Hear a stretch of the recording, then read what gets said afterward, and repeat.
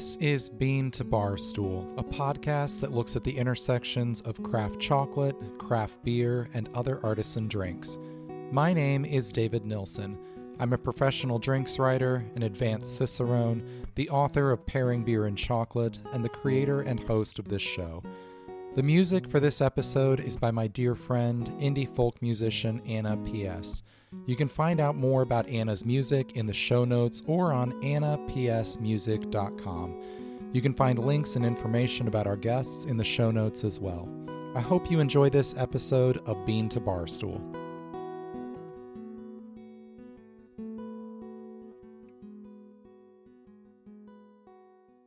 Wandering Monsters Brewing in Cincinnati is only a handful of years old, but they've already made a big impression both with their beer and their branding. Their logo is a smiling cyclops in the shape of a hop cone, and their mascot is an adorable little monster that looks cute on just about any merch the brewery can come up with. Their beers are fantastic as well, and they've made a name for themselves particularly with their thoughtful and creative pastry stouts. Their Viator Obscura triple chocolate has medaled at both the Great American Beer Festival and the World Beer Cup, and they regularly collab with some of the most hyped breweries in the country, including Weldworks, Phase 3, and others. Founder Jason Brewer cut his teeth brewing similarly beloved adjunct beers at erstwhile Cincinnati brewery Listerman, and head brewer Zach Boehnke was the innovation brewer at local heavyweight Braxton Brewing. So with that combined pedigree, the quality of these big beers at Wandering Monsters certainly makes sense. I sat down with Jason and Zach recently to talk about how they approach brewing with cacao nibs, vanilla, and other ingredients, how their high-concept adjunct stouts come together, where they source the cacao, all the good stuff. There's a lot of fun insight on how these beers get brewed in this conversation, so let's get right to it. You'll hear Zach's voice first after my initial question, and then Jason jumps in after a few minutes. Enjoy. So you guys brew, obviously, a wide range of beers, but specifically you've got a lot of beers using some interesting adjunct ingredients, and we're going to talk about working with those. But I'm curious about how you guys go about adjusting or writing recipes with inclusions and adjuncts in mind. So when you know you're going to be hitting a beer with cacao or vanilla or whatever else, does that change how you're going about creating the base beer? I would say it changes a little bit. A lot of what we do kind of gets split into, adjunct and non-adjunct, or barrel aged and not barrel aged. So a lot of that does carry over kind of into each aspect. But as kind of a general rule, especially with our stouts, we really try to push a chocolate and caramel forward profile before adjuncts even come into the equation. So if that's what we're looking for, if we know we're building a pastry-esque stout, we know that it's likely to get adjuncts, and we're going to try to sweeten it up a little bit in the grist and in the build, as opposed to when we do something like a milk stout or something that's not necessarily following this dessert path, but more of a traditional path. Then we might change that grist fill to something with a little bit more roast or a little bit of a drier finishing gravity to account for that. Do you have kind of a base imperial stout or other style that you are using for most of these adjunct stouts, or do you tailor those for each specific concept? We do have a base imperial stout. It's called Viator Obscura, which is Latin for dark wanderer, kind of a play on obviously the style and our namesake. But I will also say that we do a lot of collaborations, and those things change the grist from collab to collab or beer to beer. But those things also influences influences the direction of our kind of flagship imperial stout as well. Obscura has changed quite a bit over even just the course of 2 years as we get more insight and more information from other brewers that we trust, and we try things and push boundaries a little bit. So branding wise, we have a base stout, but it does change a bit almost every time we brew it. Gotcha.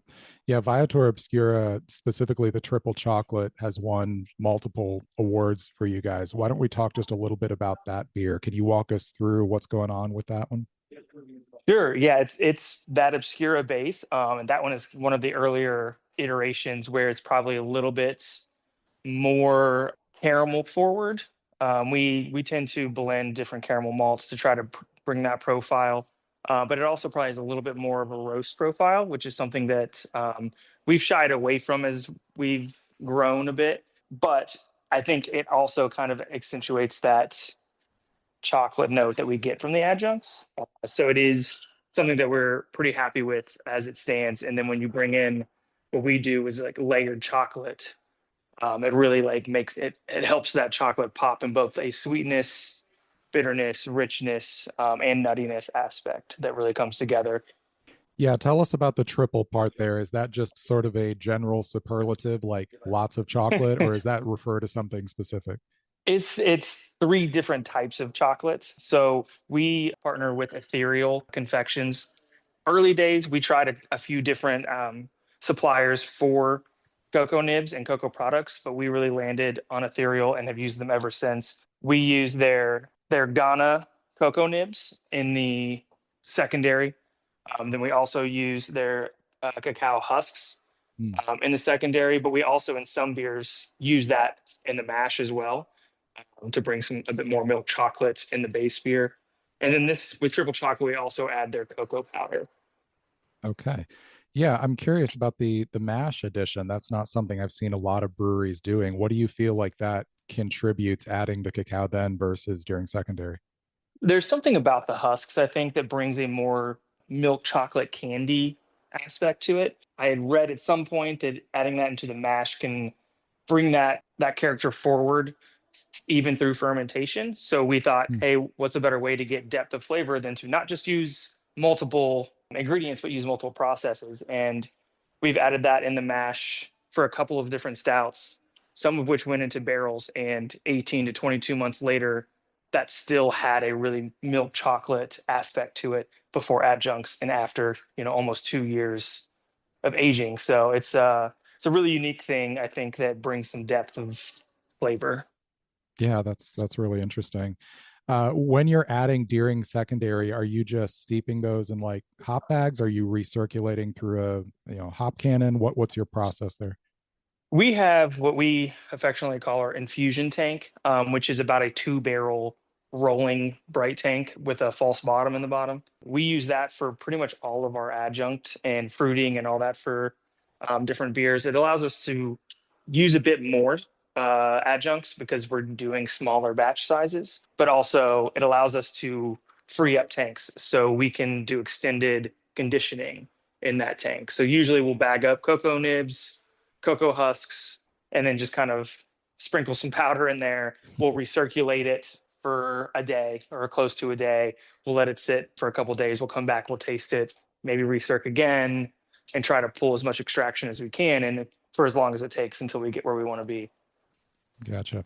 Yeah, Ethereal, excellent source for cacao nibs. I know a number of breweries are working with them. What goes into your origin selection? I know a lot of brewers use Mhm. Ghana because of that classic, just straight ahead chocolate flavor. When you're looking at other origins, what is making you choose Mhm. one over another? A little bit comes down to what we're looking to get out of our adjunct profile. When we go to make a new beer, we're usually trying to mimic either a food, dessert, or some sort of general profile.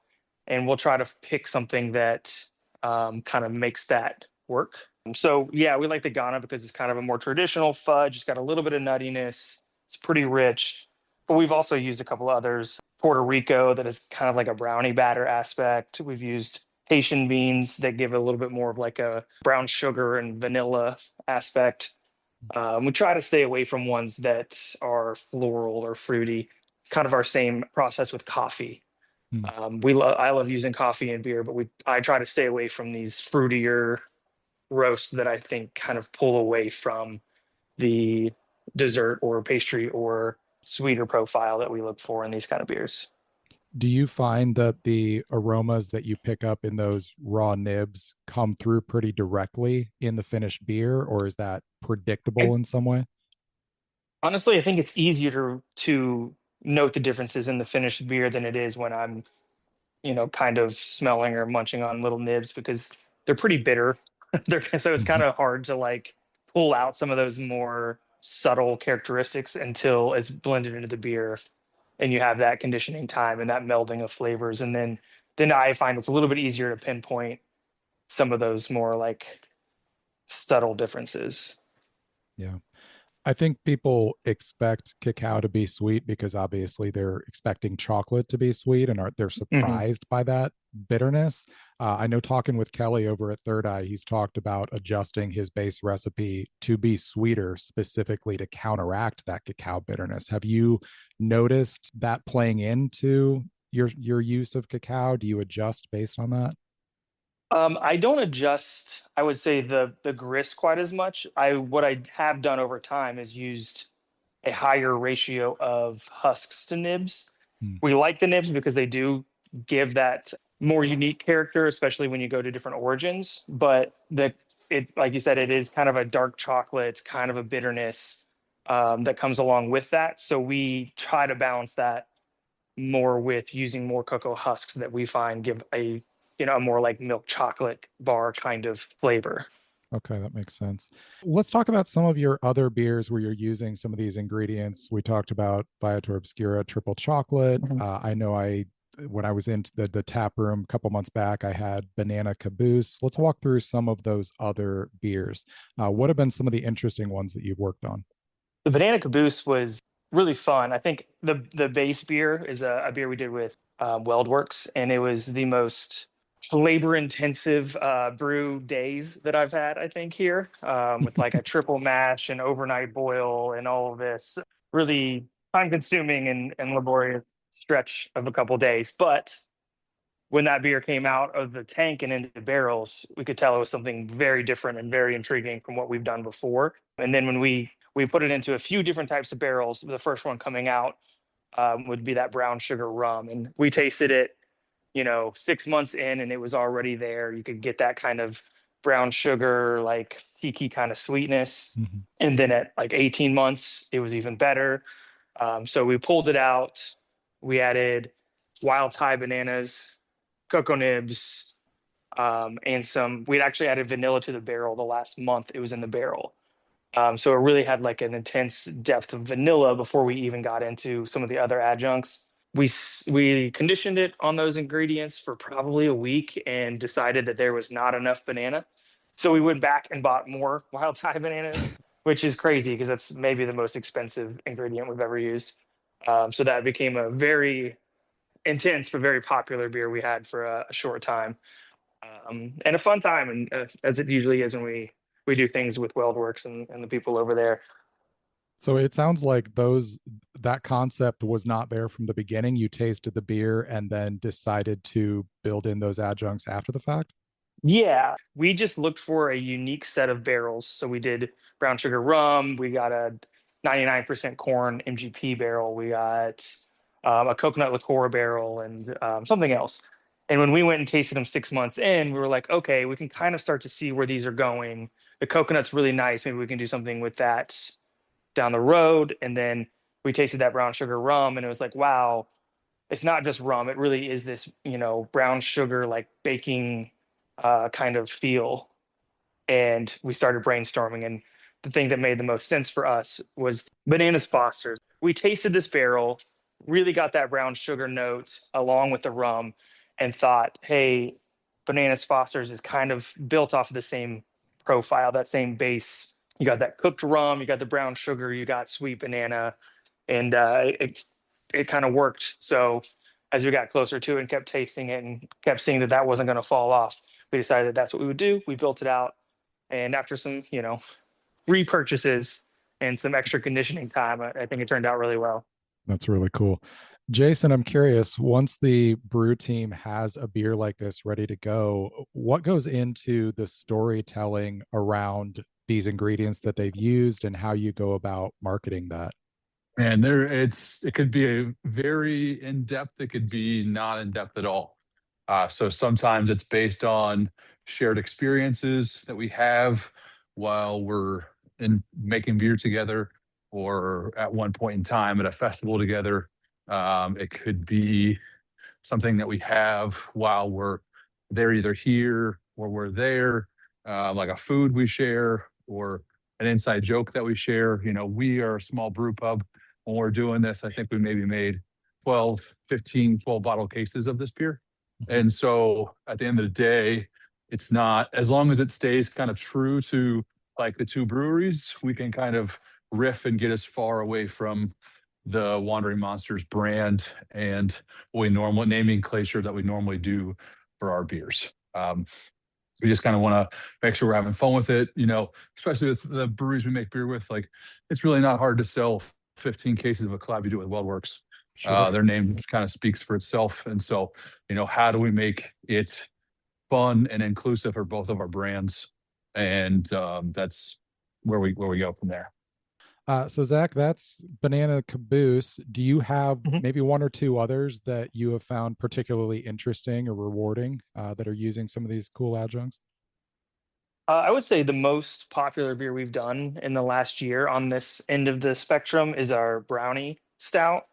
We took a base beer that had been aging in barrels, I think I want to say it was Heaven Hill barrel, and brought in this kind of brownie batter idea. And Jason originally wanted to just dump brownie batter in it or like the dry powder. And I was like, I don't think that's a great idea. I think we can build this a little bit differently. But it really wasn't that different than brownie mix outside of the raw flour, which I wanted to keep out. So, we got Ghirardelli, cacao powder. We did a cocoa nibs. We did some cocoa husks. We did some powdered sugar, which I think brings like a unique sweetness to it, and a bit more of like a pastry feel. And I believe we added a little bit of vanilla to that. And with the barrel, I think it was in barrels for 20-ish months, really brought like that bourbon forward oak as well. So it really tasted like this kind of brownie batter booze thing that I think turned out great. We got really good feedback on it. And it was like kind of a way to use some new ingredients too for us. Well, we've talked about cacao origins. Obviously, vanilla would play into several of these beers. Are you going to specific origin selection on vanilla, or do you have a base, one that you consistently use? We use the Madagascar bourbon a lot. It's just kind of the easiest and most predictable. But we have used quite a bit of Tahitian beans in the past. I think that might have actually been what is in Banana Caboose. I'm not positive though. And it definitely brings like a different kind of profile. But I think for me, vanilla is just delicious in almost any form. It's one of my favorite adjuncts. Yeah. So we do it a lot, not just because vanilla tastes great and it can bring a unique profile or addition to a profile, but I also think vanilla is the kind of ingredient that elevates everything else that it's with. It's kind of like adding a little bit of sugar to some fresh fruit. It just kind of elevates that fruit flavor. I think vanilla has a similar effect with sweeter adjuncts. So we like to sprinkle a little bit of that in for most of these kind of beers too. I think it can help connect disparate ingredients in a beer Mhm. like this too. When you're trying to build a single flavor concept, but you've got so many different ingredients that you're trying to use to do that, vanilla Yeah, can kind of draw those together and make it more cohesive. for sure. I would agree. Jason, let's jump back over to you for a minute. Let's take a step back and talk about the Wandering Monsters brand. You've got really recognizable artwork and this, kind of cute little like main character mascot for the brand. Tell us a little bit about developing that brand identity and what you're trying to convey with that. Yeah, I think you just hit the nail on the head there with the word cute. And, when I was at Listerman for how many years I was there, if I were to think like, let's make a cute brand, I would have been like, what are you thinking about? But now it's just like, man, it's what appeals to a larger group of people, I think. So yeah, we were just trying to do something fun, and it just kind of evolved from that. So when we were getting this started, I sat down with Lemon Grenade Creative, who I've been working with for 12 years at Listerman, developing their stuff.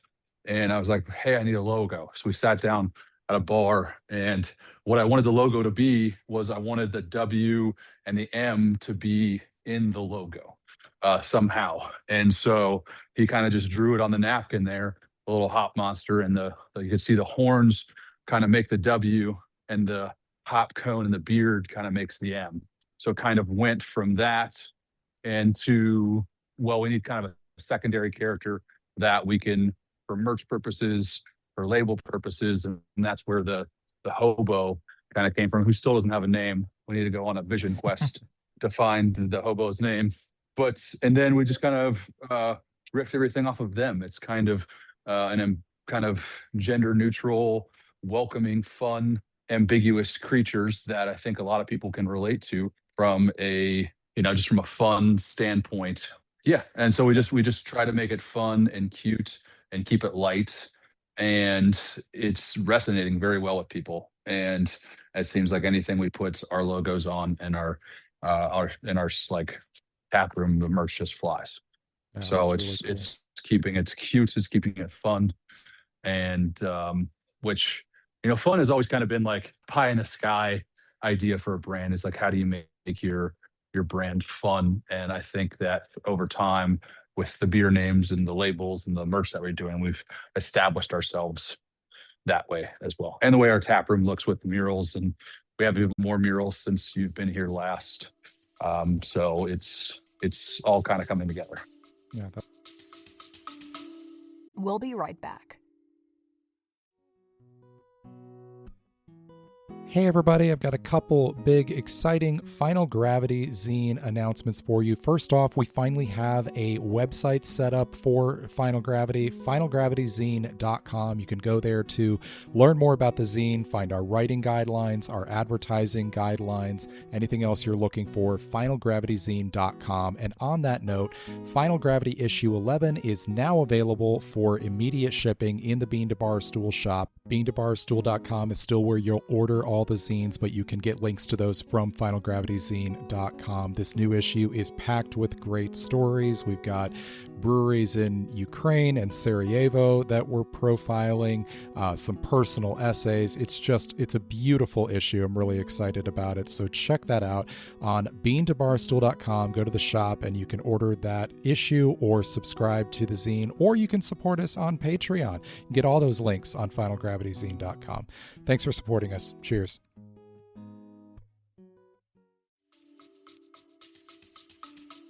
It's awesome.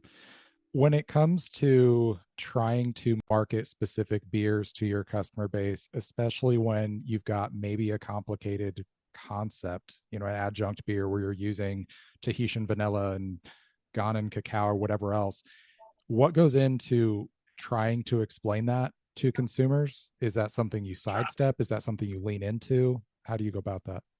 It's a little bit of both. We're fortunate to be kind of like a high volume tap room on the weekends. And so we try our best with that, with bartenders, to have a detailed sheet for beers. So if you need more time to figure out what, here are the beers that we have on draft, here's what's in all of them. Here's Zach writes a very fun description for all of them.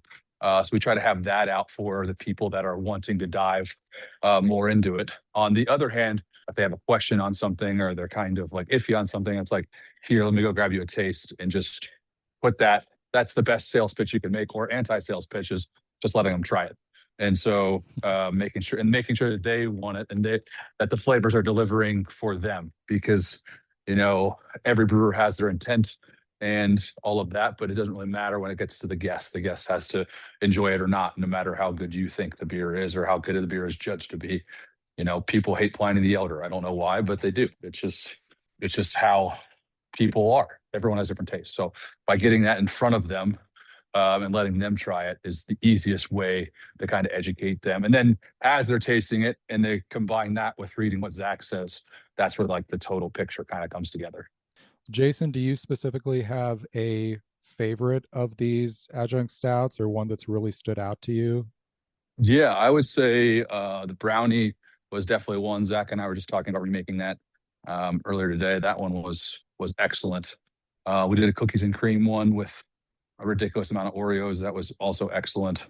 And then we have probably it's not the most ambitious thing that we've done. We do a beer called Pretzel Day, which is modeled after the Office Pretzel Day, and all the ingredients that are possible for a pretzel on Office, they're in this beer. So it's 17 different ingredients. It's Zach's favorite beer to make every year. Sure. So that one's up there as the most ambitious, but we just did one with Magnanimous that has almonds, vanilla, and coffee, and I think a little bit of chocolate. And the way that those flavors just come together is just excellent. And kind of to the point that I was just making is Zach was like handed the beer to me to try, and I try it because that's if Zach brings me a beer to try, it's because he's looking for me to like give him advice on or like kind of powwow about how to make the what I think could make the beer better, essentially. And I was basically like handed back like this is excellent, like no notes. And he's like, really? I don't really like this. I was like, dude, don't touch it. It was great. So it's just even between us, sometimes we have the no matter how good the beer is, it's like, people's tastes are just different. So, but I think that one, it's on tap in bottles now, turned out amazing. What'd you say the name of that one was? That one's Dark Generosity. Okay, cool. Zach, same question to you. Do you have one of these beers that you're most proud of, or that has maybe surprised you the most? Man, there's been so many. It's kind of hard to track back. We did a large scale collab with Doug down at Cycle, where we went down to Tampa. We tasted through a bunch of his barrel stock, and we picked some barrels. He kegged them, shipped them to us, and then we pushed them back into tanks and did 6 or 7 different variants of this collaborative barrel aged stout. And one of ours, the one that was probably my favorite was Mississippi Mud. It had a pretty intense like cocoa powder and like marshmallow combination that I really, really enjoyed. The entire thing was very ambitious and basically swallowed me whole for like 2 months. But when everything came out, it was all worth it. A lot of really cool beers, a lot of, good times with Doug, and just the whole experience was very unique for us. That's really cool.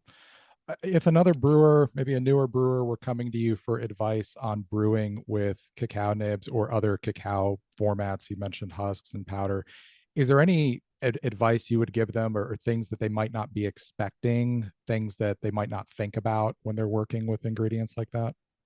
I would say to be patient. I think that was the biggest learning point for us is like we're always running, we're always trying to get beers out, we're always trying to hit deadlines, and sometimes beer's just not ready. If you put this beer on your cocoa nibs and after 3 days you don't feel like it's there, give it more time. Try different processes. Recirculation, I think, is a way to skip forward in time, but it's not the only way to make this work. And I feel like our motto is building depth and flavors. It's cocoa nibs are great, but if you can do more, do more. If you can do things that are different, add on top and try to keep from being one note. I think that's kind of what's set us apart a little bit early for us is really trying to build things into layers. I like that. That's an advantage we have as a brew pub that doesn't distribute, is that, I tell Zach I want like all of these beers by a certain time, but the ending message is if it's not ready, it's not ready. Like sometimes things just take a little longer, processes take a little longer, ingredients take longer to come together. So having that patience to make sure they are where we want them to be is so important. I think gets lost in a lot of places because they're too into the weeds about needing beers to come out when you don't really, especially if you don't have a distributor, like you don't really need a beer to come out. They can come out when it can come out when it's ready. I appreciate the thoughtfulness of that. I think a lot of times these adjunct beers especially can get dunked on by some corners of the beer world as, as unserious or as gimmicky, but these are agricultural botanical ingredients. We're talking about cacao and vanilla and coffee, and they can be used as thoughtfully as any other agricultural ingredients. And I think it's really cool that you guys are giving those the space to breathe and giving the brewing team, the time to dial those in. Last thing I'll ask you both, what story are you telling with these beers? I know you've got a brand story that you're telling, and some beers are just filling a niche on the tap list for your customers. But when you're working with these higher concepts and, trying to create this cohesive flavor idea, what story are you trying to tell with these beers? I just wanted to touch on something you said real quick about the brewers that are dunking on this. And I feel like those are the same people that are yelling at clouds about New England IPAs. It's just kind of like, it's people want these styles of beers. Do I drink a whole lot of them? Absolutely not, but I do enjoy them. But at the same time, like our guests are enjoying them. So continuing to put the same effort you're making into all the all of the research and effort it takes to make like a perfect Czech lager is the same type of stuff that's needed to make these sort of beers. And if people are still like just dismissing it because there's just a bunch of crap thrown in it, then I think they're in the same boat as the New England IPA people in my that hate New England IPAs, because that's obviously here to stay. So get used to it. And the second thing too, you keep saying brewing team, and I just wanted to toot Zach's horn here for a second. It's just Zach. Zach is the brewing team. Zach is the team. Huh? Yes. And I've told him several times that it'll be that way for a very long time. So, yeah, so this is everything coming out of here is Zach. So awesome. He gets all the credit there. That's fantastic. Well, Zach, we'll make sure you get your flowers on that. Don't want to diffuse that credit at all. He doesn't get it often, so there it is. That's true. Awesome. It's true.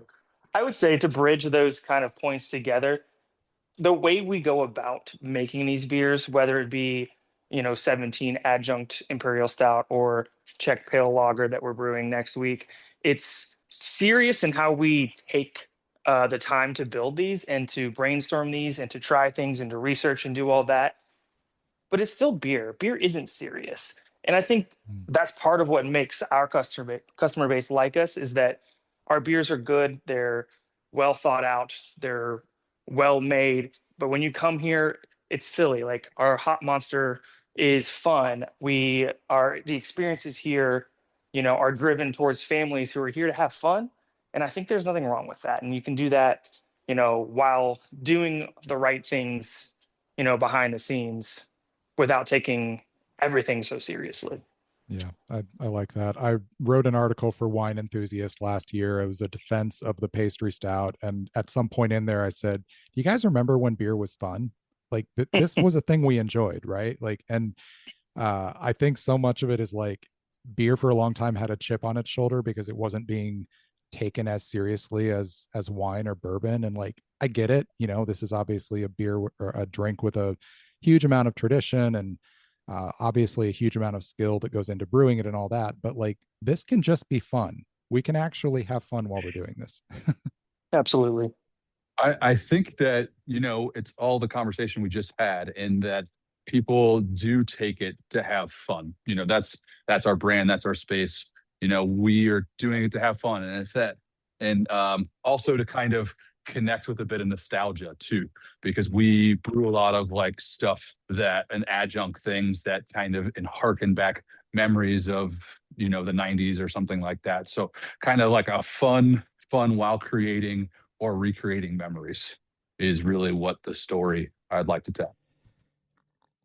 I love hearing Jason and Zach talk about brewing pastry stouts as legitimate styles that can be crafted with intention and care.